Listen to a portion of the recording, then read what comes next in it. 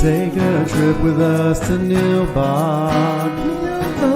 Just promise not to drink the goo. Oh my God! If you get sucked into the Matrix, we will sing the phone for you. Do you believe in fate?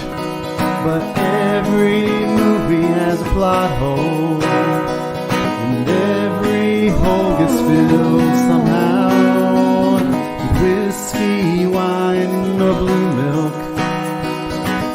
Just don't cut me off right now. We're the Plotaholics, a breakfast club of two. We're the Plotaholics, ripping plots apart for you. Yeah, well, that's just like your opinion, man.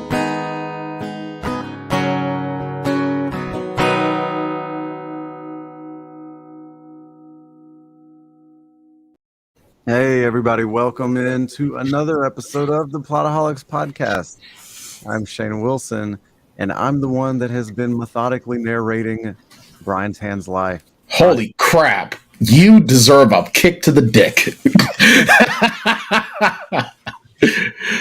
Although I have to say that you are the only American voice that I would want narrating my life other than fair. Morgan Freeman.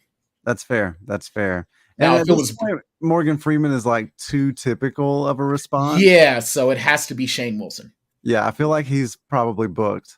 Way booked. Yeah. For bigger acts than Brian Tan, that's for sure. Yeah, absolutely. Now for a British voice, I don't think I could go wrong with Emma Thompson. Although fair. I'd end up on the wrong end of a bus. Fair, very fair. This week, Mr. Tan, we are wrapping up our month of unfunny comedians with the Will Ferrell vehicle Stranger Than Fiction. And I have to say that this is tied for my favorite of this bunch. Of this bunch of the month. With what? Rain Over Me? Yes. Yes. Yeah. This was a great call by you. And I think that with us both being authors, this is probably the best way to end. Yeah. Yeah, and I told you, because you're a writer, I told you would have a special appreciation for this. Absolutely. And I'll tell you what, when I say that this is probably tied for my favorite, this is not throwing shade at any of the other films in this. No. Except for the writing of last week's advertised content. Right. The acting of last week's advertised content, and I definitely want to make it a point to say this again. The acting of last week's movie was amazing. It was the writing that was the shortcoming. But I'll tell you what, man, this film, this was just amazing. Yeah. I have to say that this was worth the search. And isn't it wild to you how underknown and underappreciated this movie is? I'll tell you what. This is my favorite film with Maggie Gyllenhaal because I'm not really a Maggie Gyllenhaal fan. She's very good in this. She is very good in this. And I'll tell you what, I think with Maggie Gyllenhaal, the issue that I had with her, and I really feel like I'm jumping way ahead, but I feel like I have to say this, is for everything that I've ever seen Maggie Gyllenhaal in, whether it's The Dark Knight, whether it's Donnie Darko, or anything else that she's been in, she has always come off as so overly pretentious that it's like she always came off as the exact opposite of her brother. Like Jake is so likable, except for as Donnie Darko, because in Donnie Darko he's a dick. But and that's I think really interesting because I feel like Jake Gyllenhaal is pretentious as well. He's just found a way to be charismatic about it. Right, exactly. I mean, eliminate the principle. Something here about gender that we're not paying attention to. I think so. I think that there's definitely something with gender that we're sort of missing in that regard.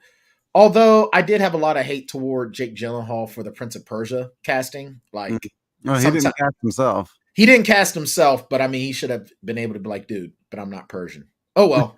But he saw those zeros. Yeah. But I think that in this film, Maggie Gyllenhaal, because she's still kind of pretentious, but she's so charismatic Yeah. in being pretentious. And I love the fact how she's like, I'm going to screw the government to make the world a better place. I think that's absolutely hilarious. I mean, Yeah, I appreciated her. Like, I don't mind patching up potholes and fixing swing sets. I just don't like the national defense budget, so I just didn't pay that part of my taxes. right. And I'll tell you what, she really comes off as uber free stater in Mhm. some of her rantings and her behaviors. Yeah. But when you get past that, she's really a very, very likable person with ideals. And Absolutely. Well, and her character is ultimately really important to Harold's development, right? right. It And would take somebody at that extreme to pull him out of his extreme.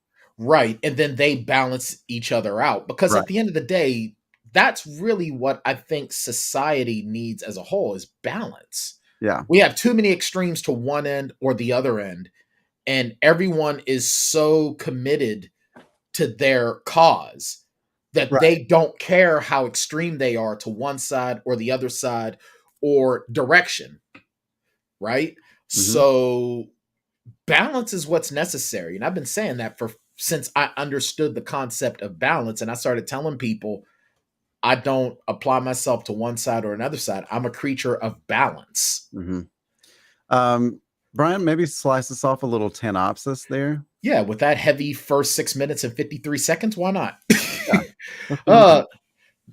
Stranger Than Fiction, the 2006 comedy drama, sees IRS taxman Harold Crick, a mundane man with a mundane life that does mundane things like counts every single solitary thing he does because numbers are what make the world go round.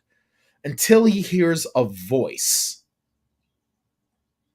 All things then begin to change, including his mundane outlook on a beautiful world. Very nice job, by the way. There's this really cool thing that happens in this movie. So first of all, the cool thing that happens is that we hear the voice for a long time, and then there's this hard cut, and then we meet the voice. Yes. Like 30 minutes in, which I thought is a very interesting thing to do. It's a very good idea because at first we're thinking this guy's just having a nervous breakdown or schizophrenic as he's suffering from schizophrenia, which is what the diagnoses he was given. Right. Now, granted, mental health and ideas of mental health and attitudes toward mental health and diagnoses of mental health have changed from 2006 to today. However, I'm pretty sure that would still come off as schizophrenia, wouldn't it? Yeah, I mean, well, he's describing he's describing hearing voices, right? Yes. And he says, no, like they're not telling me to do anything. They're telling me what I've done. Yeah, which is hilarious. Like they're already telling me what's happened. I mean, even as a therapist, you got to be like, the hell? Right. What is you talking about? I just thought, like, what a fucking cool, like, this is what a cool premise. Yes. To not just tell a story about a narrator who accidentally narrates a real person's life, but to tell it mostly from the perspective of the person being narrated, right? You know what this really, at first, what I told myself when I first put this in and I started seeing what it was about, I was like, is this the John Candy movie, Delirious, where he's the writer? And then as the movie went on, those thoughts went away. Yeah.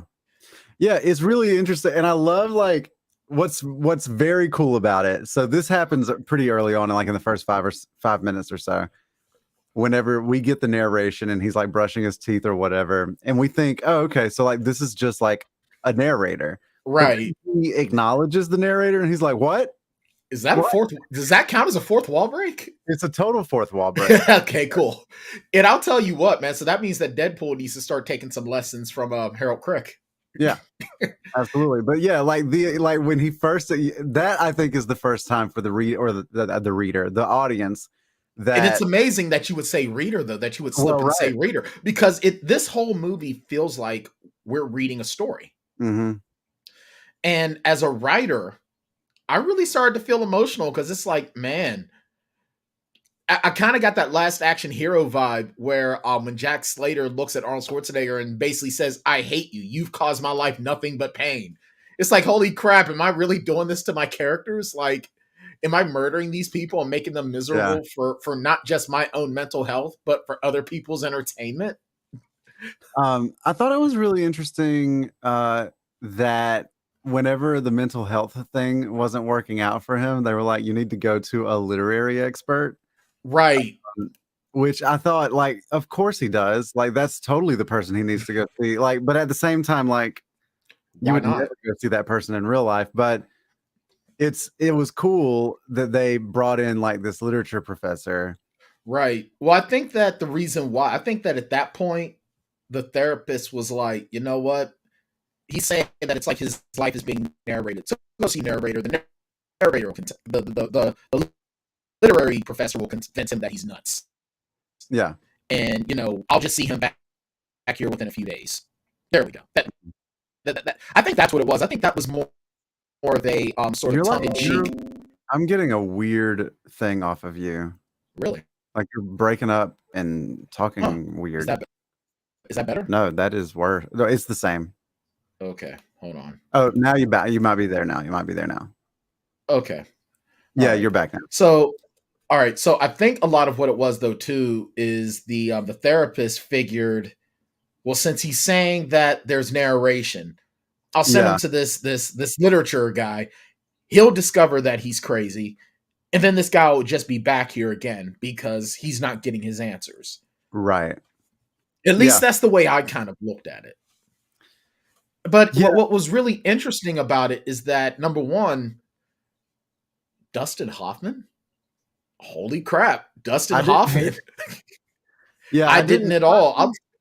We should probably just take a moment for the overall casting of this thing, which is, I think, pretty Yeah, surprising from it, top to bottom.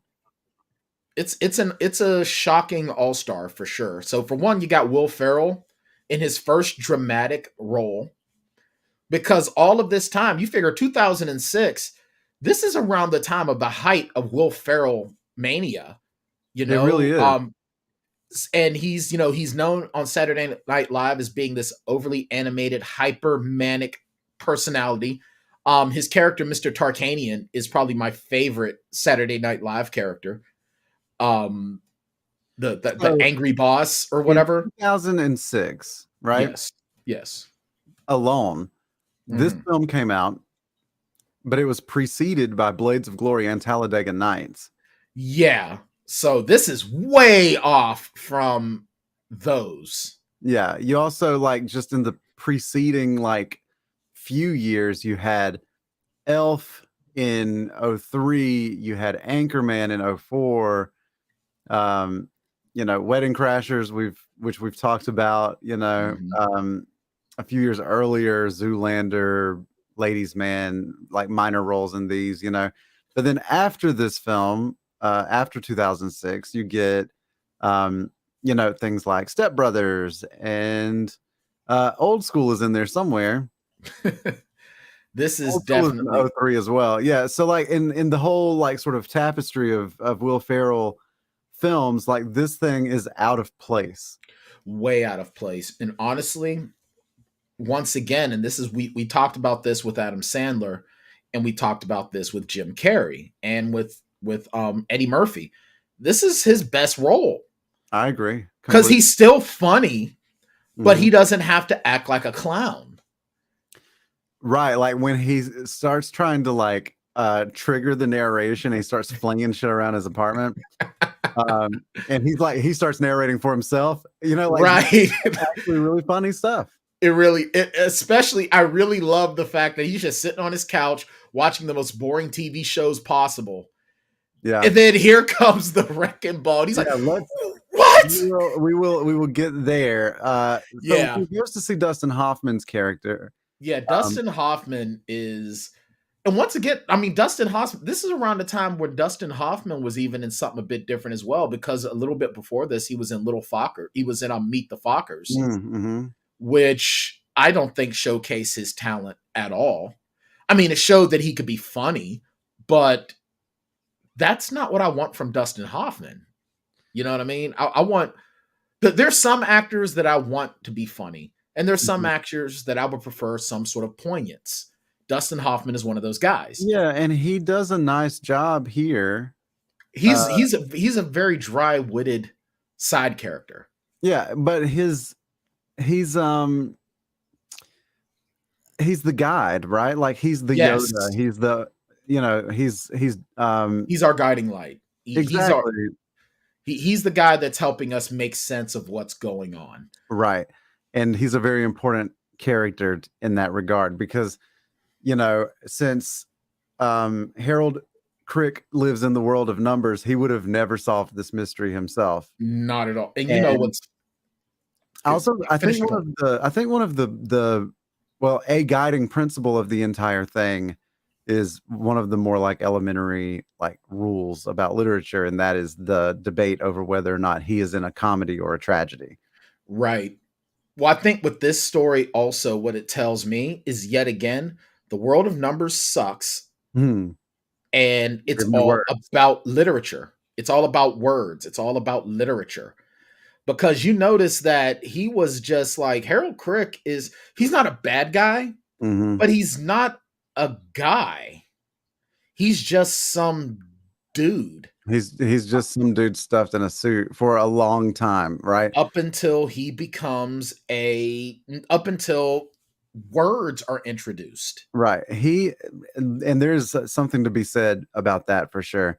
When he goes to see her, and whenever this is still Her like who? fairly early on, Okay. whenever they're Oh, when he first goes to see Anna, Maggie. uh, Okay. and well, this is when he goes to see Anna at night, and he's like kind of hitting on her a little bit, and she rejects him, and like things go sideways, right? And Yeah. he's leaving, and he goes, "This isn't going to make any sense to you, but I think I'm in a tragedy," right? Right. Well, Like, because he had been working all day to audit her. right, And now the one thing that, well, before we get to that, before we get to more of the plot stuff, let's get back to the casting. But that's a good point. That's a great point. But now we have Emma Thompson as the narrator, mhm. Miss Eiffel, who is this chain smoking recluse. This is the kind of writer I want to be. I want to be the writer that like the publisher keeps sending assistants to like help me finish my book, but I Right. get to be this quirky, eccentric writing person that like goes to bridges, sits in the rain, and then goes to a hospital and goes, "So can you send me to where the people just aren't going to make it?" Like, yeah, these people are all sick and they're hurting, and that's very lovely. But where are they just not going to make it? Like, I want to be that obtuse. I want to be that writer that is so in my writing world that I forget societal norms and what it means to be. I'm not being rude. I'm just eccentric. That's the kind of writer I want to be, but it's never going to happen. Right. But she is so great. And Queen Latifah and her are an amazing dynamic duo. Why haven't we seen these two on screen together before this? And why haven't we seen them on screen together after this? Because they would be an amazing duo. I want a story just with these two. Yeah, I'm with that. And Queen Latifah was like, it shouldn't have surprised me, but Well, this um was in the time that she was known for her. Like she was, I think that you figure 12 to 16 years before this film came out, she was known as being the angry female rapper, the angry version of like, because the female rappers you had back in the day, you had Salt and Pepper, MC Light, and others. But she was considered the angry one because yeah. she bucked the norms. She didn't dress provocatively. She dressed full, and Mhm. she didn't hide. And then she slowly transitioned into acting. And at this point, I think that films like this are really when her acting muscles really flexed. Mhm. because you figure she was doing movies in the early 90s, like she was in Juice and she was in House Party 2, where House Party 2, she was, I don't want to say a caricature, but she was sort of in that typecast role because that's how society saw her, as this angry uber feminist, this uber political uber feminist. Mhm. And then in Juice, she was this no nonsense DJ, but I mean, this no nonsense scout. But then you get into films like Set It Off and other films in this time period, it started to shift. So then when we got Queen Latifah here, after, you know, everything with Living Single and blah, blah, blah, I think this is when a lot of her acting chops were really starting to finally be appreciated. Yeah. I like her in this. She's like a very nice, like calm presence. Nice foil to the eccentricities of Emma Thompson. Exactly. And you needed that, I think, to Oh, yeah. help like rein her in. Also, like, I got to give a shout out to my boy Tony Hale as Dave. Oh, man. I was getting ready to say Buster Bluth, man. Buster Bluth, gotta love him. Gotta love. As soon as he came up, I was like, Buster. Like, That is exactly, I always call him Buster. yeah, that's who he is. He is no Wow. one but Buster at this point. Yeah, absolutely. And then and those are our primary cast. Those are our people. Mhm. Everyone else is just sort of like, you have the nameless kid who I was cussing him out the whole movie. Yeah. And I love how though they trickled in the bus driver and the kid and these different people. Mm-hmm. Very good at, like, at first it seems like, why are they important? Why are you showing us this? And it's funny how it becomes important. This is really good writing. It's crazy how these dramas, these dramedies have such amazing writing, and they call back to these things where a lot of films just don't do that. Yeah. So as we said, All right. So yeah. we have you know, I'm trying to just get my head around where Yeah. I'm trying to go here. Well, where you started to go to were the night where he said that he was In a tragedy. Yeah, because Harold works for the IRS, and by chance he has to audit Anna, who's this baker, and she rips into He him just like, gives him the business. as soon as she sees him, she's giving him the business. The whole cafe also is like booing him. It's so funny. Yeah, it's seriously like we're in that scene of Half Baked. Boo this man! Right. And Government man. yeah, and then she calls him out. You're staring at my tits. No, if I was, it would be as an agent of the government. Right. Wow, that's not making it any better, my dude. Right. That is worse. But then they see each other on the bus, and I think that's when he sort of humanizes himself because they're able to start cracking dry-witted jokes with each other. Mm-hmm. And then she puts him through the business again on purpose. And she even says, nope, I'm actually very, very good at keeping files. I just did this to mess with you. And just walked away about her day. Yeah. And then, yeah, She's the principal stand. It wasn't that, you know. It's not that I'm incompetent. It's just Right. that I don't like you. So why am I going to make your job any easier? Right. And then at the end of the day, it's like you see this human moment from her where she was like, man, maybe I was kind of a jerk. Let me try to make this better. And then he ruins it by being so socially awkward. Right. And I really felt bad for her at that moment because as someone who cooks, and, you know, Sharon is crazy about baking, I'm crazy about cooking, two completely different things.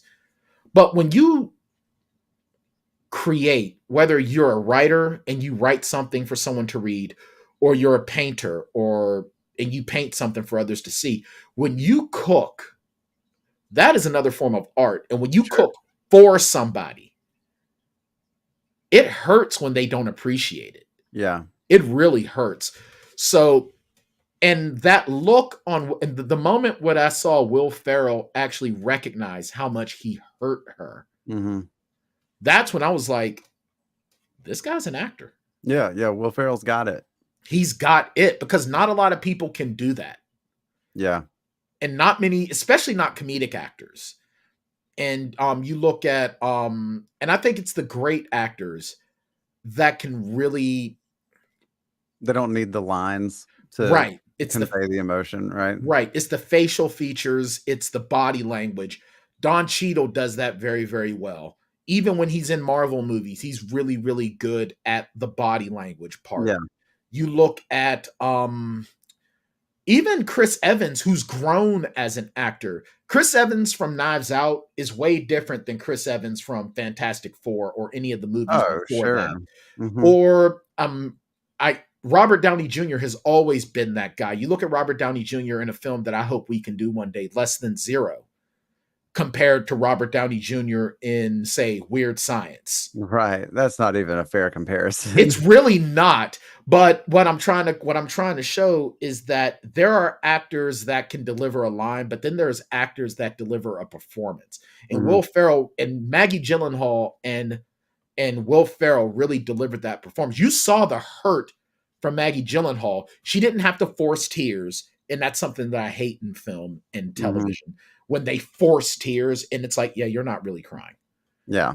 I can see it. Yeah. But you could see the look on her face where she put herself out there and he unwittingly rebuffed her.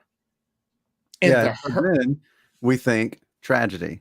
But and yes, so then Dustin Hoffman's character starts compiling his list and starts trying to like he does this really great like literature exercise where he goes through a bunch of like cliches and tropes and things to like eliminate certain kinds of stories, which is great. it absolutely is. And I then love he's how working he on this, asked he asked the questions and he goes, I just eliminated like blah blah blah blah blah blah blah blah blah. right. I'm like, Dustin Yeah. Hoffman. And then he says, you know, I mean, one of the big debates is like, are you in a story that's already that already exists? Which is, if that's the case, then we can't do anything to help you. But is your story being written in real time? Is your narrator alive right now? Like we can maybe like fix this thing. Right. And there's this moment where, you know, Harold is able to put things together with Anna and they end up like hooking up and everything. And then he's like, I'm fine. Like I'm in a comedy. I'll be fine. Right. Like everything's working out. Right. That's when Until Dustin Hoffman is like, oh, well, you know, like, well, here's the list of, you know, living contemporary authors who write tragedies, but I guess they're not on your list. If you're in a comedy, congratulations. But that's when on the television he sees the interview with, you know, Eiffel. with Eiffel, and that's when he like recognizes the voice, right? Right. And then that's when we realize, and I have to admit, man, I really appreciated how Anna and Harold get together. Mm-hmm. Because, you know, he shows up with all these different flowers, which I thought was great. That was so great. Like he brought her flowers, but like Right. FLOURS, right? Which is so smart. It really is. Like that is a good piece of like romantic comedy right there, you know? It absolutely is. And I love how he rebuffs her again because she wants him to play the guitar. Mm-hmm. And once again, he's not realizing at the time that she's trying to connect. Right. It's just, oh, we have something that's mutual. Share it with me. No, no, no. But then he does it. And a lot of the time, and I think this film, this film is also, I think, I want to call this sort of it's a lecture on humanity. Mm-hmm. At the end of the day, we all want to connect. Yeah. I think even people that get off on the idea of separating, a lot of what they say is, well, why can't you just see things the way I see them? Mm-hmm. It's a desperate plea for connection. Well, and you're right. It's a lecture on what it means to be human because a lecture. Whenever it says, like, so there are a couple of different things about humanity that it explores. The first is that you cannot, like, life happens to us, right? Like, yes. We do not happen to life. And so, like, whenever they try to say, well, she's only describing things after you've done them. So maybe just try not to do anything. Try to, like, stop moving the story forward, right? And plot will find a way. Right, exactly. That's what you were talking about earlier, where he's like just sitting in his apartment, like trying not to do anything, watching TV, and the wrecking ball comes through. Here comes the bulldozer, and he's like, "What are y'all doing? Like, I live here." And they're like, "Why is your TV in there?" And he's like, because I live here. And it gives the address. They're like, oops. And it's like, yo, no one is gonna do, like, no construction company is gonna do this. Like, their insurance premiums are gonna be like astronomical now because Professor Hilbert's like, no, getting a visit from the Emperor, that's plot. This is something else. it really is. I really appreciate it though too. You notice how when he's first going to work, his suits are gray and drab. But once he starts to have this breakdown, that's when he starts to introduce color. Yeah, and well, we should mention that like when they initially think that he's in a tragedy, then Professor Hilbert is like, well, you just need to go live your life. Like then like you're not in control anymore. Like just go do the best you can. Mm-hmm. And that's when he starts playing the guitar, and that's when he starts trying to like loosen up a little bit more, right? He's not at work anymore. He's like, he's on forced vacation. Right, exactly. Must be nice. Dude, that's a lot of vacay time to have banked, man. The government, it was like a month, was it, that he took off? I think, yeah, it had to have been about a month, because you figure if he hasn't taken a vacation day in years. Well, and I feel like at the end, doesn't she say like when he set his watch 4 weeks earlier? Yes. So it's been a month. The first day he's gone back to work since then, since the watch thing. Yeah. So it's been over a month. Yeah. And then you figure what the time it's going to take for him to rehabilitate. Yeah. Bruh, man ain't going to work for a while. That's right. That's right. We should mention the watch. The watch. The watch is a very important the one thing that upsets me, right? It's a motif or something, right? Because you say it's a character, and it absolutely is, and she even personifies it in her narration, right? At the very beginning, and then she stops. It's like at the very beginning, the watch has sort of it's made into a character, and then it's all about Harold. Yeah. And then the watch makes an appearance. Annoyed, right? That the only time he looks at it is when he wants to know what time it is. Right. Like the watch is like, come on, man. We're a part of each other. We're one. Yeah. But then the watch ends up saving his life. Now, I don't know how true it is that like you got to keep a piece of a watch inside of you to like be alive. Well, it is fiction. It is. This is stranger than fiction. Hey, you owe me a Coke, but I don't drink Coke, so I'll take a Zevia. So the watch fucking up is ultimately like what is eventually going to lead to his death initially, right? And when he's at the bus stop that afternoon, that's when he hears the narrator initially say, like, that little did he know that this little innocuous act would eventually like lead to his death, right? Right. And that's when he really starts to lose it, Absolutely. And I mean, I would too. Yeah, for sure. Especially if like this narrative voice you keep hearing has accurately described what you've been up to. And now it's starting to predict your death, I know, right? Because I'll tell you what, if I seriously woke up tomorrow and I started hearing a British woman like narrating me, I'd be losing it. I'm not even gonna lie, I'd be losing it. But then I'd wonder, I'm like, can't you come up with like some lottery numbers or something? I need to hit the Powerball. No, because remember, it's not telling him what to do. It's only telling him what he's already done. That's a good point. The one thing that I really appreciated is all of these characters have amazing growth in this time of the story. Harold starts becoming more of a person. You start to see him show more emotion. Anna's fire, while is always there, it starts to temper a little bit. But even Eiffel, she starts to really lose this sort of detached aloofness, especially when Harold tracks her down, which I thought was very genius. Can you imagine? Like you get a phone call, right? And you're typing as the phone number.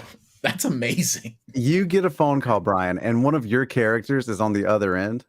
That would scare the crap out of me because one of my characters is a genetically modified super soldier and the other one is a vampire. Right. Like, can you imagine like what that's like? This movie made me want to watch this other movie that I love called Ruby Sparkles. Have you ever seen that? I've never even heard of it. So it's another writer movie that you would love. Okay. Where this guy is writing like this romance, and he invents like his perfect girl, like accidentally. Okay. But then like he starts like writing, and he can write her and control her, right? Like what is happening in this movie. Okay. And so he starts to like manipulate her through his narration. Oh my God. But it's like it's a great movie. I think you would like it. I need to revisit it. It's been a little while. Okay. You know what? I think that at some point we're gonna have to do like writer movies, like Yeah. Delirious, Ruby Sparks, stuff like that. Yeah. Because I like writer movies. Maybe Yeah. even finish You it would off like with Ruby Misery. Sparks for sure. Okay. Yeah. Sure. Misery, right? Is that what you're Misery. about to say? Yeah. That's a pretty interesting writer story. I mean, how many writers have thought, I wish I had fans that diehard minus the sledgehammer?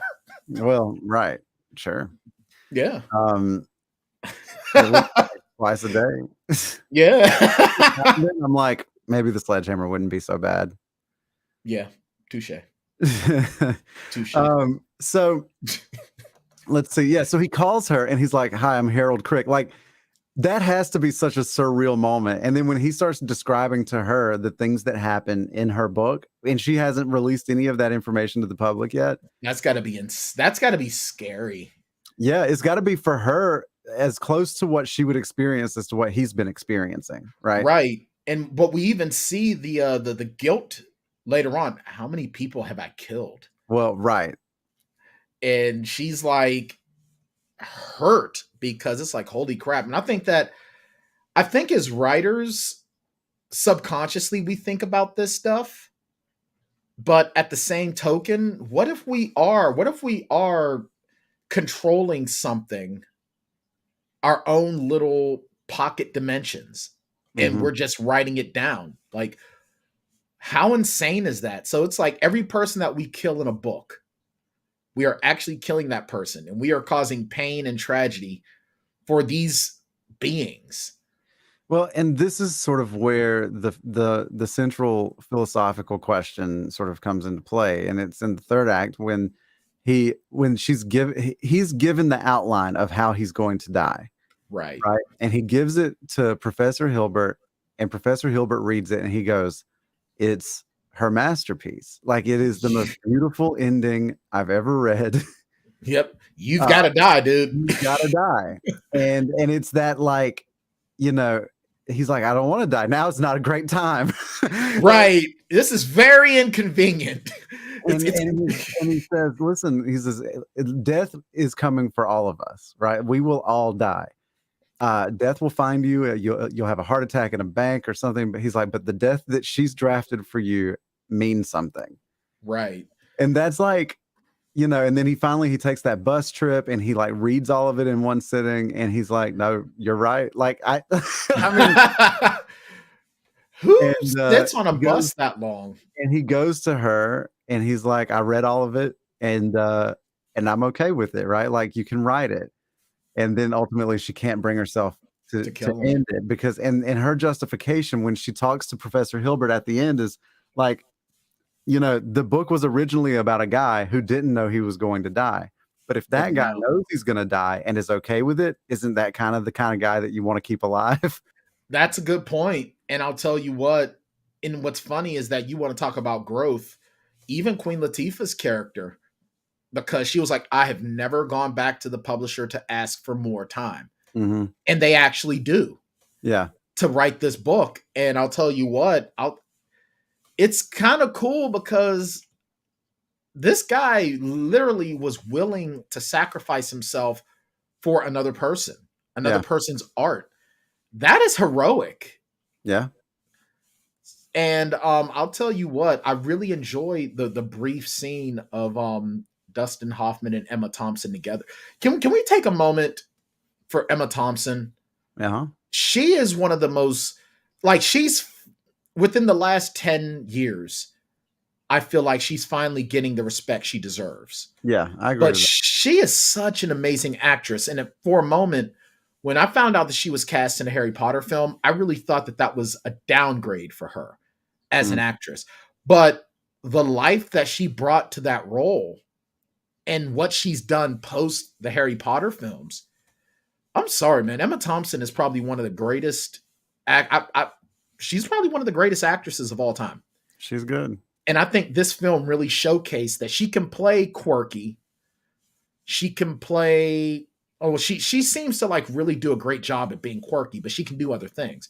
But you look at some of the films that are some of her more well-known films. You look at Junior with her and Arnold Schwarzenegger. You look at this. You look at the Harry Potter films. These are just examples that I'm throwing out that are coming to mind at the moment. She just brings a certain level of, and I hate using the term likability for characters because that's not all there is to it. But it's almost like we can see ourselves in every single character. Able to play these characters as grounded. Right. Yes. Thank you. Yeah. She's she's an actress with the talent to be very grounded and very, very, you see yourselves in them. They can be an everyday human being. Right. And once again, not a lot of actors are good at this. Not a lot are. Yeah. But she's among those greats. And I think that's part of the reason why I think Queen Latifah is finally getting the credit that she deserves, because she sort of has the same sort of dynamic. Mm-hmm. You know, and I really appreciate the change in character when she realizes these real people. It really snaps her out of this aloofness. Like, she is not, at the end of this movie, she's not the same person who walked into an ER and is asking a nurse where to see the dying people.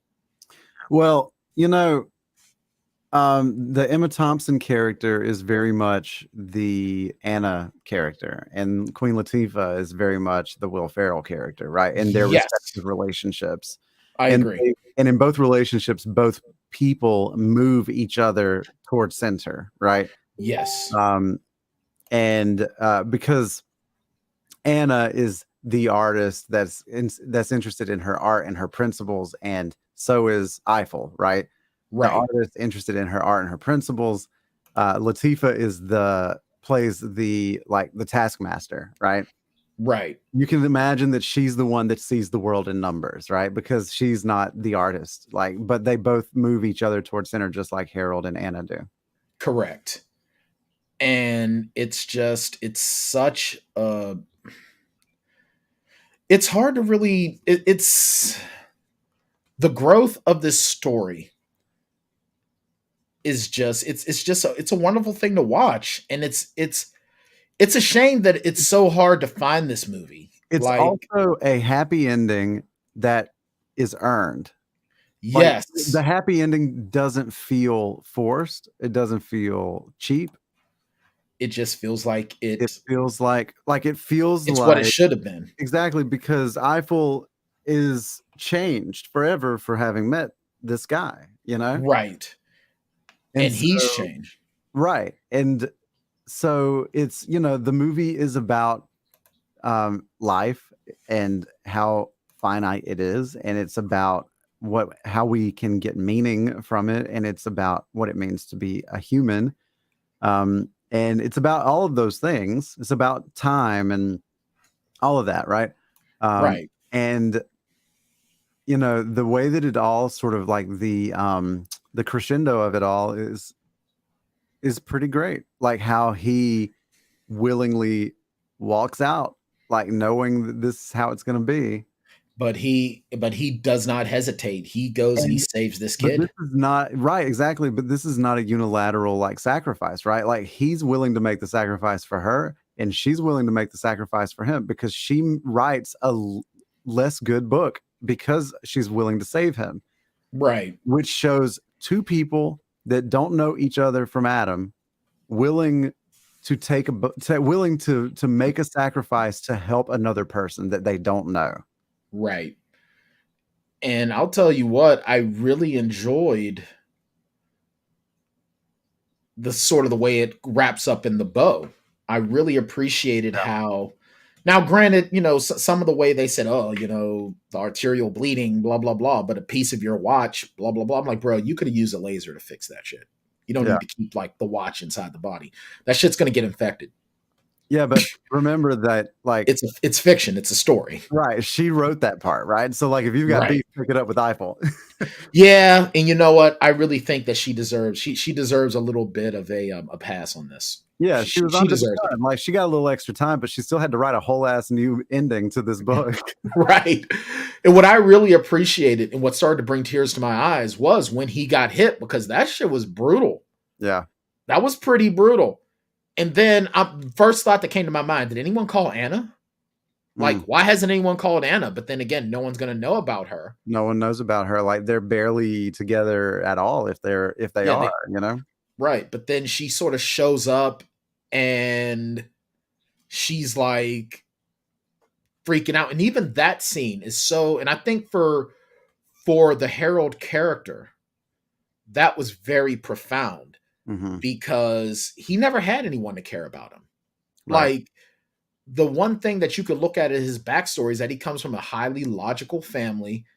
He's alone. He's got nobody, or he's pushed everyone away. He's like 40 plus years old and he has no emotional ties. So to have someone come and making a fuss about him and caring about him, that's really important. And it really looks like he doesn't even look like the same guy. Yeah. Like, no, he doesn't. Facial features, mannerisms, none of that. Yeah. So that scene and the way she ended, the ending, I thought was still very, very beautiful and very poignant. I really like that, where she's talking about, the cookies and blah, blah, blah. Granted, I'm sitting here like, but I'm gluten free.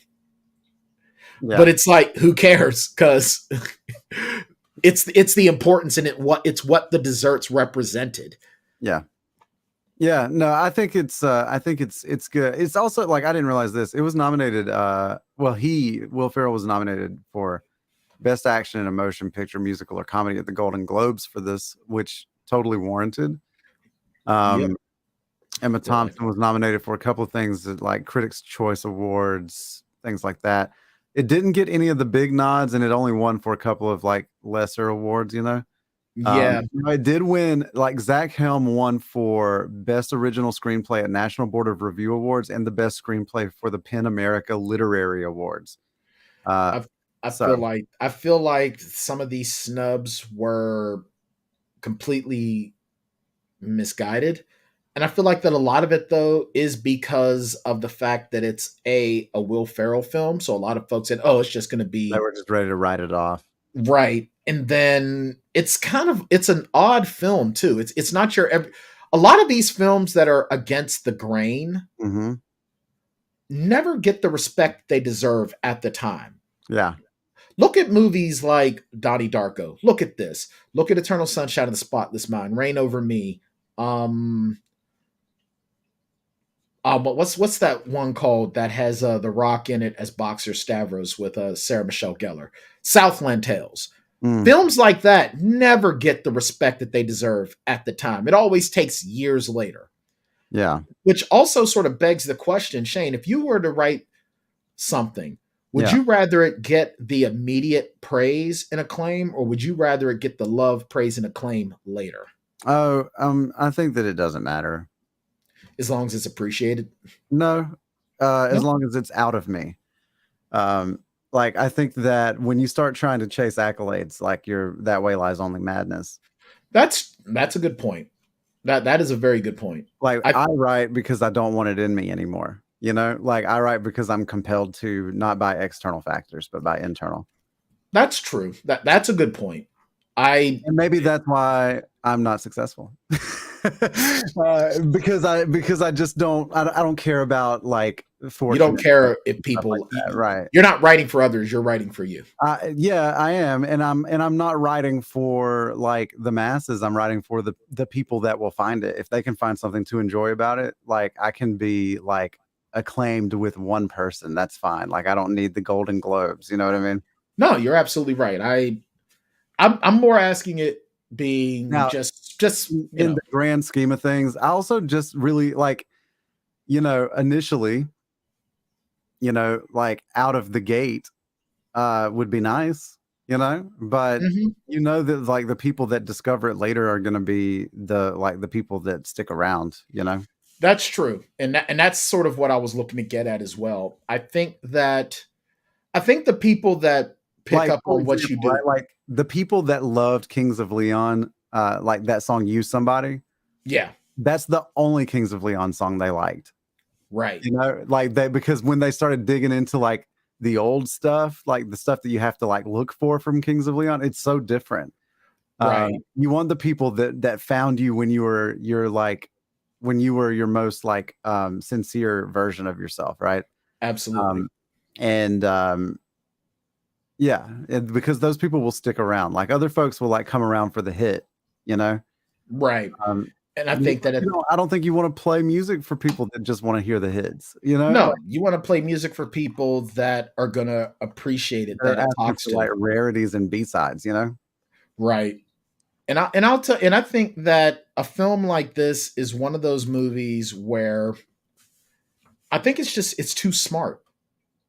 It's way too smart for some people. Yeah. There are some films that just it doesn't jive with people because it makes them think, or it's not the norm. I think one of the biggest films that sort of changed that was The Matrix, because The Matrix entertained you but also made you think, and I'm talking the original, Yeah. because of all the philosophy behind it. But a dramedy like this that still makes you think,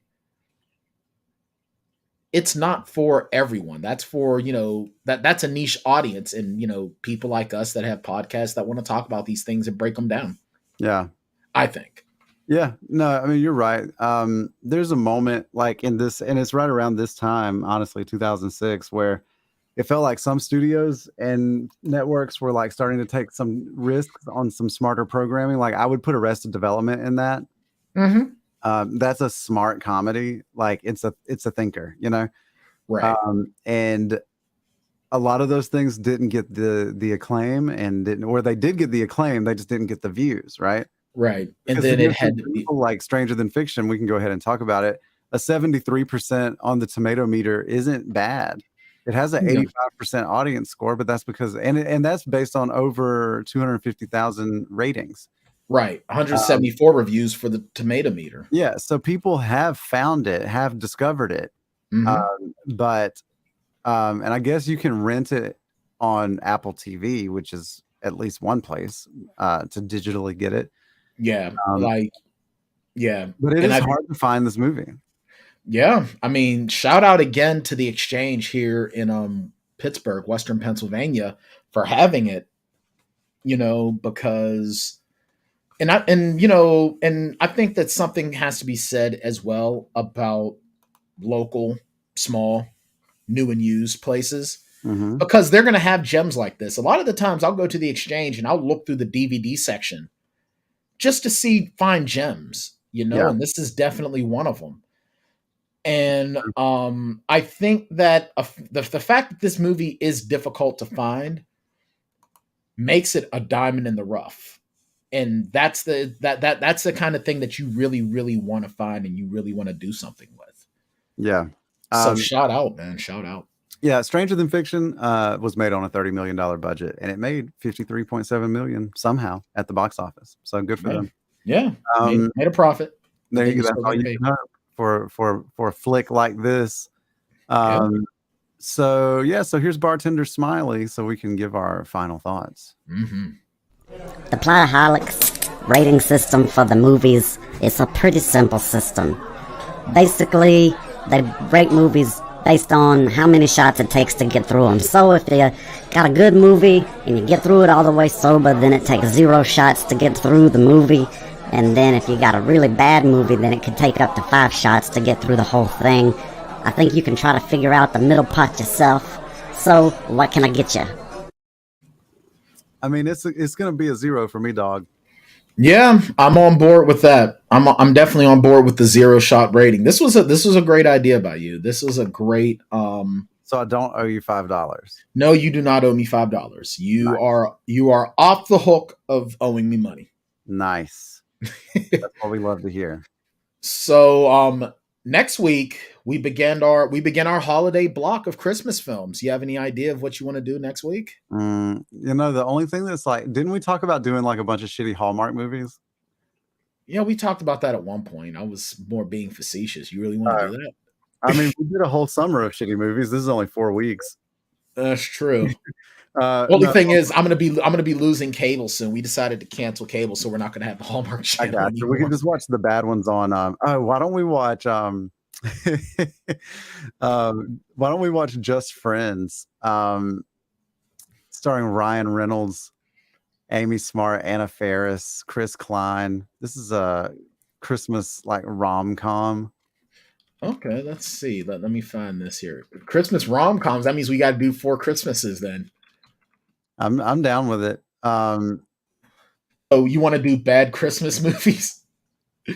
Like bad adjacent Christmas movies. All right, so we'll do Just Friends. I'll see if where I can find that.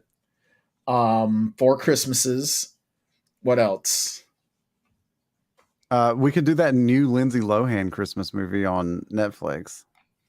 Okay, new Lindsay. I don't know anything about it. All right, we'll just call it new Lindsay Lohan movie. Yeah. That's 3. I mean, we could always do. Well, let's see. How many weeks do we actually have to fill? Because one of them will be after Christmas. Let's see. So that's 1, 2, 3. Yeah, 3 weeks. Yeah, so that's 3. We can call it there. All right, yeah, that works. That works. And then we'll do something else. Then we'll do something. Yeah. Else.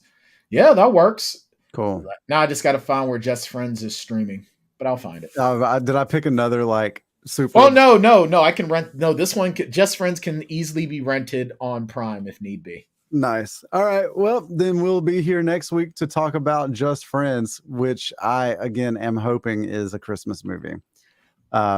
It looks like it. They're ice skating. Yeah. Okay. That's good enough. Yeah. All right. Well, then we will be back here next week for Just Friends, a film that I feel like has probably aged poorly. Most likely, yes. Just based on this movie poster. Yeah, just looking at this trailer on Amazon, it's like, yeah, this isn't aging very well at all. Yeah. Oh my God, Anna Faris in all leather? Holy crap. Now that ages fine. That age is perfect. All right. Well, we'll be back next week. Y'all have a good one. Take care, everybody. Take a trip with us to Nilbog. Just promise not to drink the goo. Oh my God! If you get sucked into the Matrix, we will sing the phone for you. Do you believe in fate? But every movie has a plot hole, and every hole gets filled somehow. Whiskey, wine, or blue milk. Just don't cut me off right now. We're the Plotaholics, a breakfast club of 2. We're the Plotaholics, ripping plots apart for you. Yeah, well, that's just like your opinion, man.